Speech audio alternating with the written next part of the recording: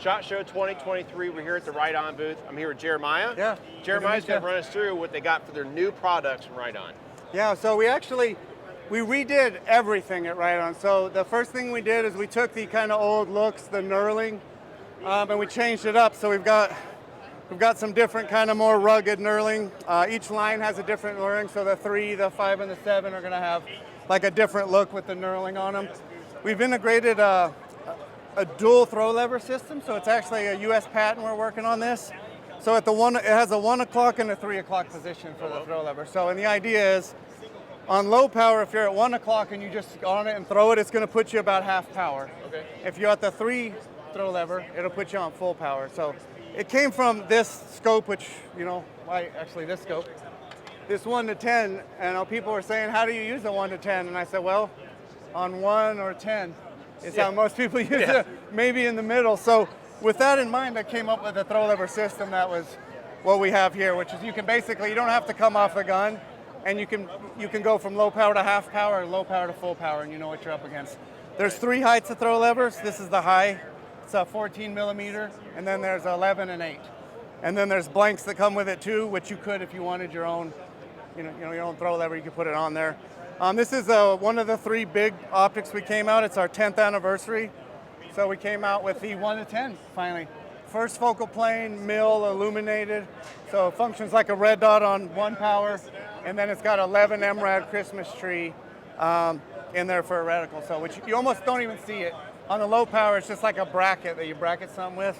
And then you turn it up. I shot a mile with it not long ago with the 1 to 10. So 1 to 10 is one of the big ones for this year. Check it out. That's in the 5 line. I need everyone to talk about this scope because I went out on a limb with this one. I'm going to see if it goes good or not. All right. We've seen a little bit of a change in the guard with hunters, right? So we're seeing a younger generation, so it's not all second focal plane, all MOA anymore. We're seeing a little change in the first focal plane, which I've always felt was like fantastic for hunting, right? Because I don't have to memorize all my subtensions. So with that in mind, we have a crossover scope. It's for hunting and long range. So for the guy that buys, an RPR and 6.5, right? And he hunts and then he's like, well, hunting season's done, I want to shoot, but I got only a hunting scope. Right. Or vice versa. So this one's first focal plane, MRAD, it's 0 stops, tactical turrets, but the reticle's set up, it's like a big duplex reticle on low power, and then as you zoom in, you start to see wind dots. So I'll let you look at that and I'll grab this other one up here.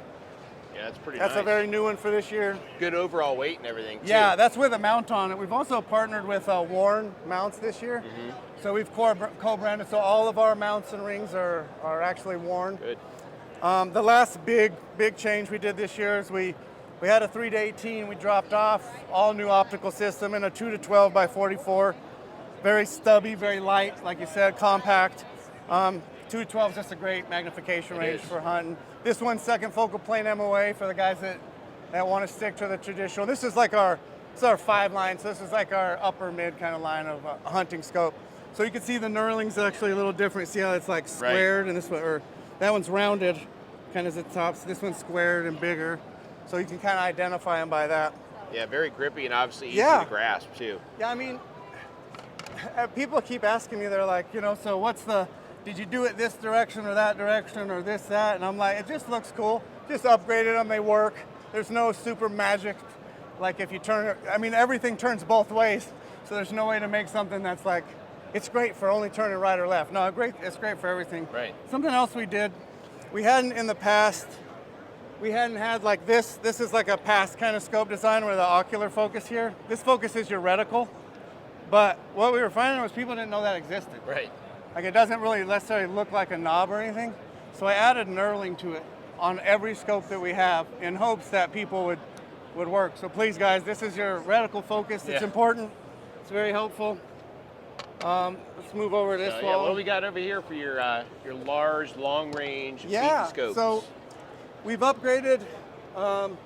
Last year we had 5 to 25 by 50 millimeter scopes available.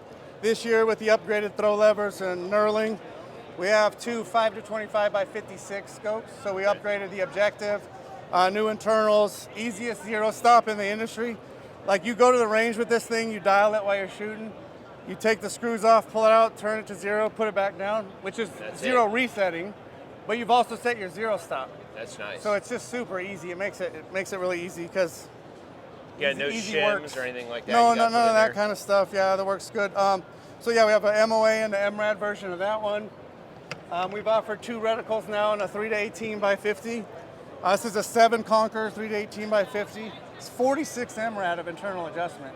It's a lot. It's like a lot of internal adjustment on that one. So low profile 50. So this one has 2 different MRAD reticles available this year. You can see that knurling on it's kind of a double version. Oh yeah. So that's kind of cool. And then the 4 to 28s, same thing. We had an MRAD version of the 4 to 28 by 56.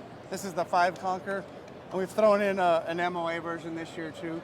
Okay. So we just kind of like rounded out the MOA, MRAD versions, like so that if all the popular scopes now we're offering in MOA and MRAD version, just so really it's math. I used to say all the time it's like metric or standard, and the more I thought about it, I was like, it's like math or math. Right. So it's just figure out the math. So either work. We do, you know, a lot of what we do to help with that too is we have a Riton University, which is like just a free learning platform, just to help people, you know, utilize their stuff better. So that's just something we're giving away basically to everybody. So go check that out too.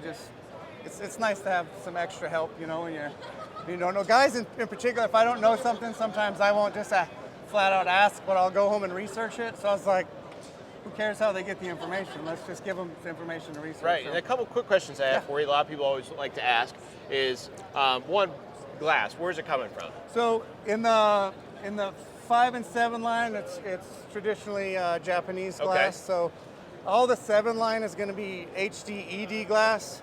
ED glass is extra low dispersion glass. It's the coating in the glass. So like when light shines through a prism, right, it like breaks it up into the rainbow. That's dispersion of light. So that happens a bunch of times through those lenses.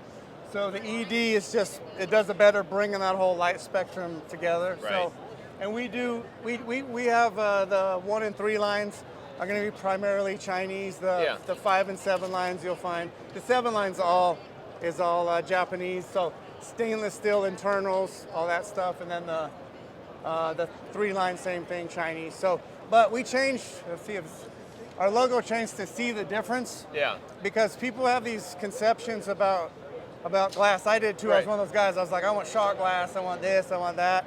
The more you look through scopes nowadays, if you look through a scope and have no idea where it comes from, they look great, man. Oh, yeah. That's why I'm like, you'll see the difference if you just look through it. Yeah. Sweet. So a little of both, I guess, to answer your question. Right. Jeremy, I'll tell you, you guys have a lot to obviously offer really any consumer, whether you want to spend a little bit less or you want to spend as much as you can, and a very expansive line that can really, you know, fit the bill or fit the needs for any shooter that needs an optic. Yeah, thanks. And we did set up a way. I was getting asked a lot, like, you know, I have friends that are like, hey, I need a scope. And I was like, okay.